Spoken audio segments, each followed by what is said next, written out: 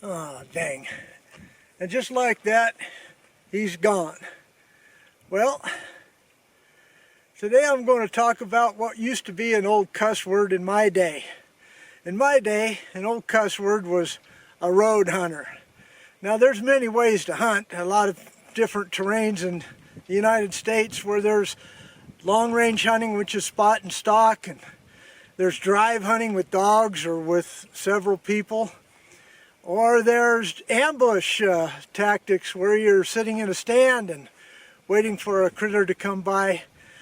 But in my day, the road hunter was the worst. Well, things have changed.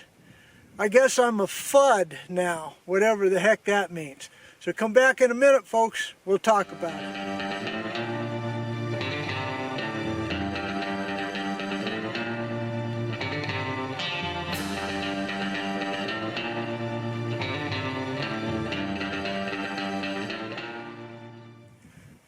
Yeah, it used to be when I was young and could be able to go for miles, and then when I had horses that I could go 20 miles in the backcountry, set up a spike camp and all that.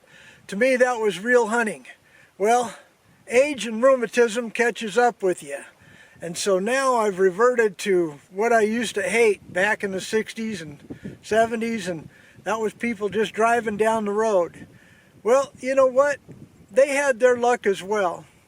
Now you need to check your individual state rules and regulations about hunting from a vehicle. Where I live, you cannot shoot from a vehicle on a public road.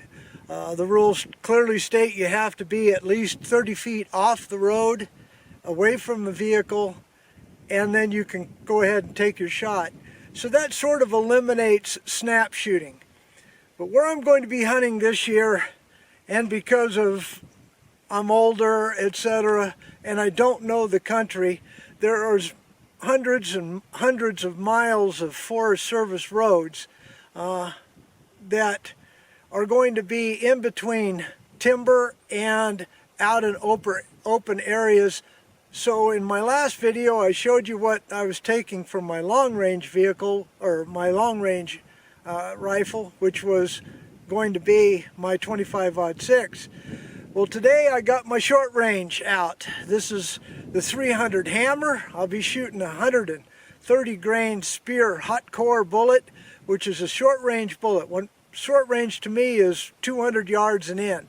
I've got the target only set up at about 75 yards because I want to see where I can hit just using this quick setup, where I have to get out of the vehicle, probably get 30 feet off the road, usually at a corner, at a crossing, or whatever, and it's never the first deer you see, it's the one that is following, so it gives you a little bit of time that you can get out and set up sort of quickly, and then take a snapshot and hopefully harvest your game, throw it in the truck, go home, make jerky, watch football, and enjoy the hunt. So let's see how I do. I'm only going to shoot 3 shots in this type of setup because I just want to see where I'm going to hit. Again, that target is set up as a 6-inch circle. So if I'm anywhere in that 6-inch circle at 75 yards, I'm going to call it good, because I'm not shooting for precision today. I'm not shooting for groups. I'm shooting for neighborhood or area shooting of an animal. Now, if I'm pretty close to the center at 75 yards, then that'll pretty much take me out to dead on at 200 yards. And that's all I'm after. Okay, so I'll go ahead and set the camera up down there so that you can see the shots, and let's go ahead and get shooting. Now remember your rules of ethical sportsman shooting or hunting. Again, in the state that I live in, you can't shoot from the road. Well, where I'm at right here is not a public thoroughfare. It's out here at the shooting range. But you need to be 30 feet off the road. You can't shoot across the road. You need to know what's in front of you, whether or not another vehicle's coming or whatever.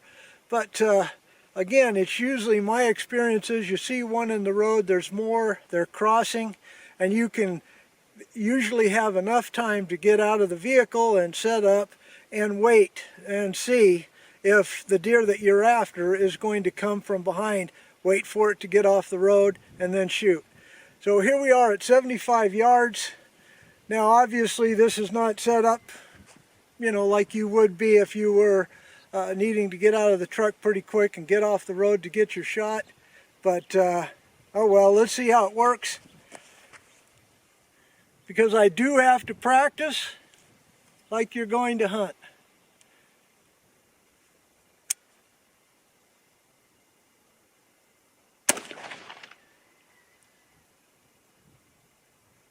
Okay, that was about 2 inches low. All right, let me put my ears in. Because when you get out of the truck, you're not likely to have your ears in, but because I'm practicing, and that was pretty loud, I'm going to put some ears in. This is where that modern MSR can come in kind of handy with a shorter barrel, like this one is at 18 inches. Plus a detachable box magazine, because again, in the state that I live in, you cannot have a loaded firearm inside the vehicle, and that's not a good practice anyway. But even if it was not one in the chamber and you just had them in the magazine, that's also considered illegal. So the detachable box magazine allows you to get out of the truck, pop it in, cycle your firearm and get ready. It will make some noise, but you'll at least be ready. Okay, so that last shot was about 2 inches low. Let's see what I can do now. Safety off, all safety precautions taking place.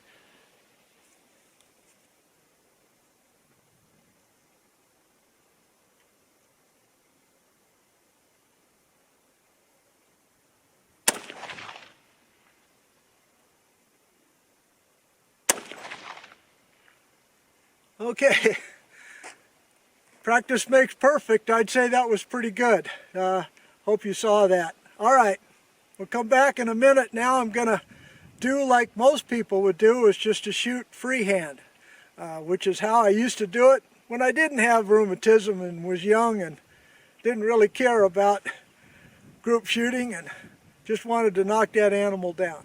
Be back in a second. Okay, now don't be laughing now. Standing unsupported position. I used to do that when I was young and nimble. Now that I'm older, I'm not quite so steady. But, and if I hit anywhere near the bullseye, that bullseye's only half an inch, folks. All right, so let's go ahead and give this a shot. Okay, how I do it is reach through the sling, wrap it around your elbow, bring it up to your eye.